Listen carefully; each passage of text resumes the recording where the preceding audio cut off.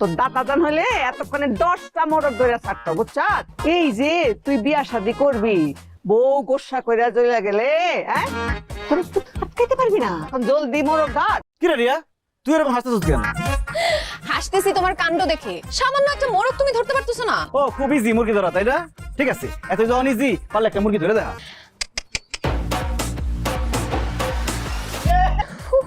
High high high high রে, মাইয়াটা পড়লো কেমনে? দুঃখ পাইছো?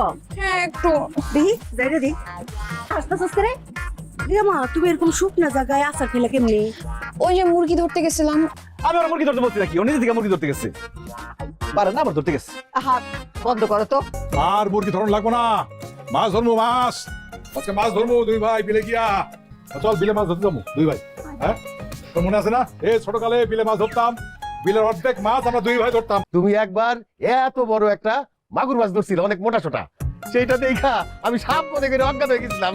কতদিন দুই ভাই মিলে মাছ ধরি না, সেই মাছ রান্না হবে দুই ভাই মিলা মজা করে খাবো। ওনার কি সে বয়স আছে যখন মাছ ধরতে যাবে? শাহানা, মাছ ধরার কোনো বয়স লাগে না, সবাই মাছ ধরতে যাবো, চলো। আমিও তোমাদের সাথে মাছ ধরতে যাবো, আমার মাছ ধরতে খুব ইচ্ছা করতেছে। তুই কি পুরুষ মানুষ নাকি? অদ্ভুত কথা। ও একটা শখ করছে, ও অবশ্যই যাইবো মাছ ধরতে। রিয়া চল, তুই যাবি মাছ ধরতে। দেখুন কে বেশি মাছ ধরে, আমি না তুই। আয় আয় আয় বাবা, আয় আয়। ঠিক হয়ে যাবে মা। আরাম লাগতেছে না একটু? আসলে আর একটু মাথায় দিলাম, ওরে আমার মাথা।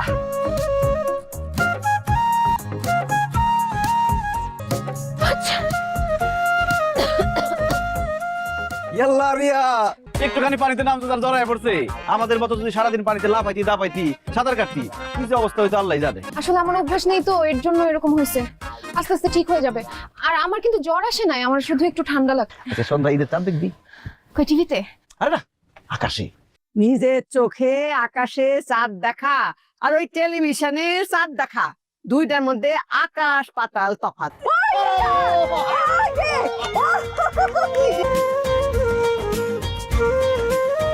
দিয়া এই সকলদের নিয়া আমারে বসে সুন্দর করে একটা ছবি তুলে দিস।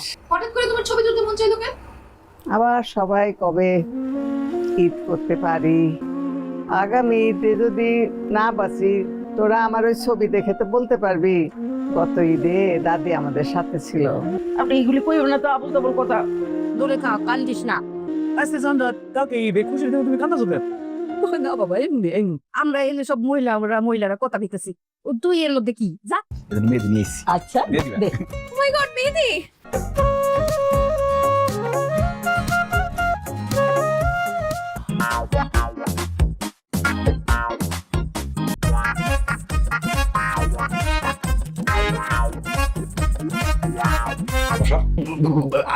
আর খাবো না, আর খাবো না, ভুলে গেছি মাফ করে দাও। হ্যাঁ সিগারেট খাওয়া বদ বেশ, কইলাম তো আর কোনোদিন খাবো না।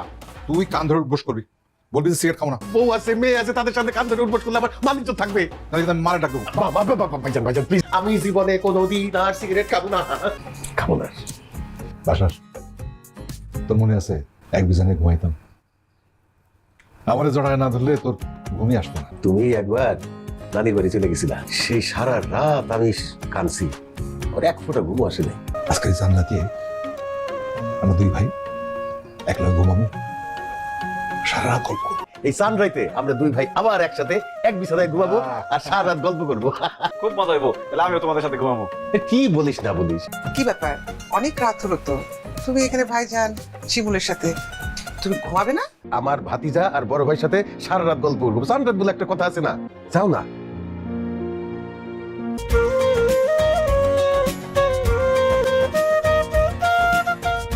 আমার দাদাকে জান্নাতবাসী করেন আল্লাহ। রব্বির হামহুমা কামা রাব্বায়ানি সাগীরা। খুব বোঝাইতেছে ভাইজান। আব্বা, চাচা, আপনারা কাইন্দেন না। আল্লাহ সালামত রাখা। আল্লাহ হাজার সালামত। চাচা, ঈদের নামাজ শেষ, এবার সালামি দাও। আব্বু আমাকে সালামি দিতে হবে। বাসার দিয়ে দাও, কি করবার যাও। ঠিক আছে ভাইজান, আপনি যখন বলছেন। আমার ভাই দিছে, আমি দেবো না। আরে যারটা আলাদা আলাদা। ভাই দিছে, ভাইটা তোমারটা দাও। কিপটামি করবি না, দিয়ে দে যাতেছে। যা ছোট ভাই দিছে 1000 টাকা, তুমি বড় ভাই, তুমি কমসে কম 2000 4000 টাকা দেবে।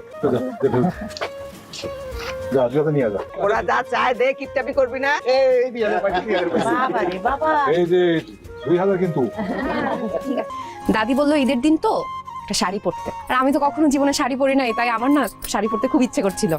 আচ্ছা শাড়িটা আমাকে কেমন লাগছে বলো তো? তোরা অনেক সুন্দর লাগতেছে রিয়া, তুই যে এত সুন্দর আগে কোনোদিন খেয়াল করি নাই।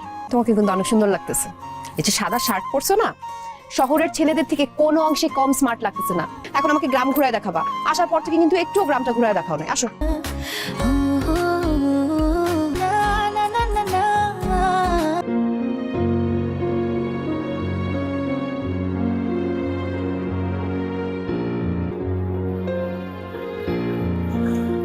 আম্মু, সারাদিন কোথায় ছিলি বল?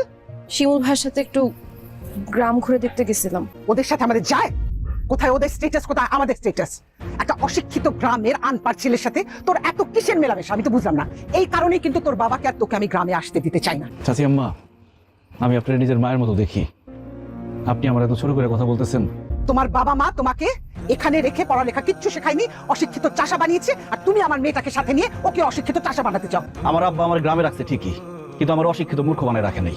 মা প্লিজ, তুমি শিমুল ভাইকে এভাবে অপমান করো না। এদের মান থাকলে না অপমানিত হবে। ভাবি কি বলতেছেন আপনি? হ্যাঁ স্বামীর সংসার তো 2 বছরও করতে পারো না। চাচি আম্মা, শিমুল, ভাবি আপনি রিয়ারে নিয়ে ঘরে যান। ও যেন আমার মেয়ের ধারে কাছে না আসে, ঠিক আছে? চাচি আম্মা, তোমারে আমার এত অপমান করে কথাগুলো কেন? বিশ্বাস করো আমি অনেক কষ্ট পাইছি। কষ্ট পাস না বাবা, তোর আম্মার এসব কথা কইস না, আর একটা ঝামেলা হয়ে যাবে। রান্না কেমন হয়েছে? খুব ভালো হয়েছে ভাইজান। ছোটবেলায় মায়ের হাতের রান্না যেমন ছিল ওই রকম লাগতেছে খাইতে। আম্মাই তো রাঁধছে। ভাইজান, এতদিন পরে ঈদ করতে আবার আমি কেন গ্রামে আসছি জানো? এই বাড়ির সয় সম্পত্তি আমাদের যা আছে তার অর্ধেকের ভাগিদার তো আমি, সেই অর্ধেক বেচে দিতে আসছি। বাড়ির সয় সম্পত্তি বেচবি কেন? আমি ঢাকায় একটা ফ্ল্যাট কিনতেছি 1.5 কোটি টাকা দাম, সেটার জন্য আমার টাকা জোগাড় করতে হবে না? খামাখা এই সয় সম্পত্তি রাখা আমার কি লাভ? এই সম্পত্তি কেনার সামর্থ্য যদি তোমার না থাকে, আমার তো কিছু করার নাই। আমি অন্য পার্টি দেখি। যদি বিক্রি করতে হয় ওই তবে রেখে যাও, ধানি জমি আছে, মাঠের জমি আছে, সেগুলো বিক্রি কর। দুইটা বাড়ি এই সম্পত্তি বিক্রি করিস না, এই বাড়িতে অন্য লোক ঢুকে যাবে। অন্য লোক ঢুকলে তো সংসার সব ধ্বংস হয়ে যাবে। মাঠের জমির দাম কম, বাড়ির জমির দাম বেশি, আর বাড়ি ঘর সহ বিক্রি করলে আরো বেশি দাম পাওয়া যাবে। এখানে কি কোনো বাড়ি ঘর ছিল? কিচ্ছু ছিল না, এটা ছিল একটা বিল। আমি আমার বাপের বাড়ি থেকে টাকাই না আমার স্বামীরে দিছি। আমার স্বামী মজুরি খাটাইয়া দিন রাত নিজে খাইটা কোমরে শাড়ি গইজা জুগালি মহিলার মতো টুকরিতে করে মাটি আইনা পানিতে ফেলাইছে। এই বাড়ি করানোর সময় তুই কই আছিলি? তুই পয়রা ছিলি ঢাকা শহরে। এই বাড়ির টিন কাঠ সব আমগো রক্তে করা। আমার বাপের সম্পত্তির ভাগ আমি বেচুম, আমিও দেখা দেবো। আপনি কেমনে ঠেকান? ওর সব মনসা করতে দাও। খবরদার করতেছি, এই ভিটা মাটির এক অংশ তুই বেচতে পারবি না। বাসার চাচা,